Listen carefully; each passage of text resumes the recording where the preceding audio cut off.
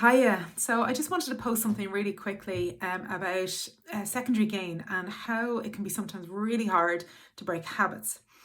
This is something that came up during Soul Seekers last night, and I thought it would just remind me of how important it was, and I thought it might be really valuable for somebody out there. So hopefully this will be of value to you.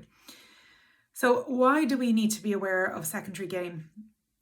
Well, secondary gain is often not talked about when we're trying to break through patterns of behavior, self-sabotage, that we're trying to break through them and we just can't. And something just keeps stopping us. It's that we get to a certain point, maybe in our diet, and we get to a certain point in the weighing scales, and then suddenly we self-sabotage and we move away from our goal. Or perhaps we want to give up smoking and we try for so long and we get so far, but it's through effort and through pushing ourselves. It's not an easy breaking through of that, and then to a certain point where we just actually go back on the cigarettes again. Or it might be anything else that you're trying to move beyond, any other pattern. Maybe it's it's addictive pattern. Maybe it's a behavior. Maybe it's a way of beating yourself up. Maybe it's a relationship with stress. Maybe it's a relationship with anxiety. And I'm going to share some examples of that with you and how secondary gain is so important with this. So why we want to do it is if you're trying to break something and you can't quite break through that pattern, or it just keeps coming back around and around and around again, and you just can't move through it no matter what you've done, then this is for you. Okay, what it is, secondary gain, it can feel a little bit odd to even explain it, and that's why I'm going to give you examples in a minute. Secondary gain is the gain that you're getting from this habit or behavior.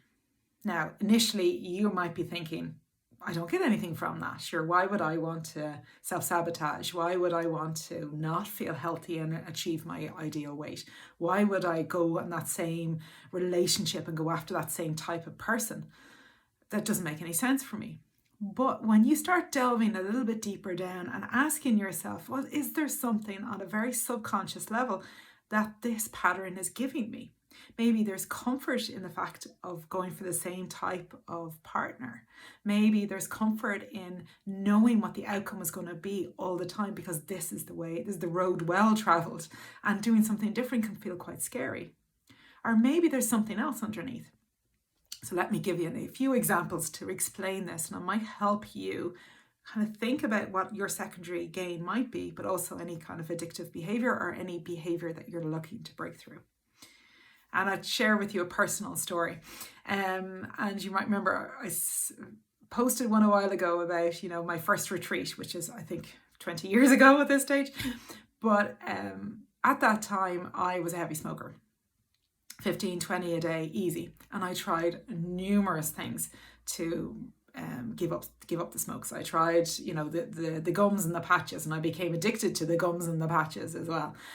And nothing seemed to work for me until a time that I ended up going on a mindfulness course in the Sanctuary in Dublin. And it was during that course, and this wasn't a quit smoking course, it was just during that course, I started asking myself, well, what is smoking giving me? What is it that's driving this behavior? What is it? There must be something that it's given me, other than, of course, the nicotine hit. But I knew I wasn't addicted to the nicotine because I'm not waking up in the middle of the night looking for a cigarette.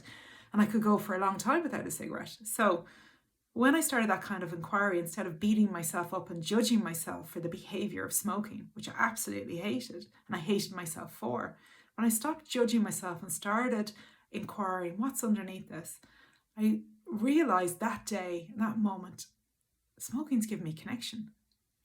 It's given me, and it seems bizarre, but it gave me a sense of connection, and that even in the act of putting a cigarette to my mouth, I was connecting to myself in that moment.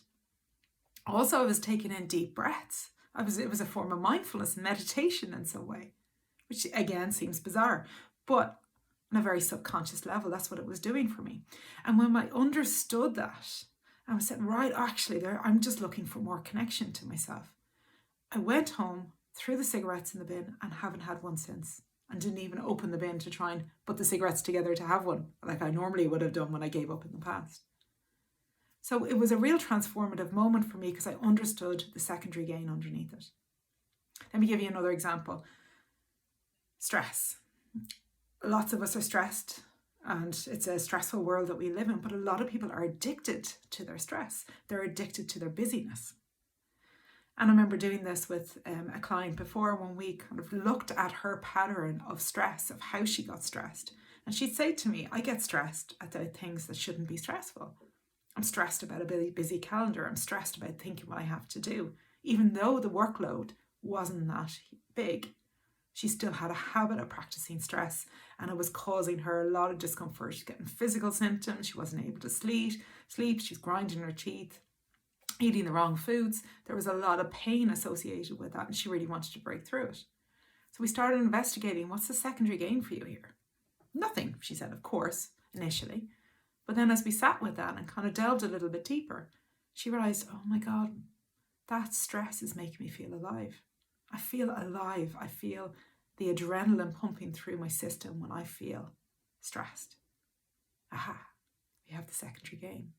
Okay, what other behavior now can we bring in and that can you start that is going to give you that sense of aliveness so that you don't have to get it from stress? And that was a big aha moment for her. And she's now currently off exploring that. And that allows her to break that pattern. So hopefully that's given you something to think about. If you have questions about your secondary gain, feel free to contact me. I'd love to hear from you. But I hope that you've enjoyed this and it's of some benefit. Thank you and have a great day.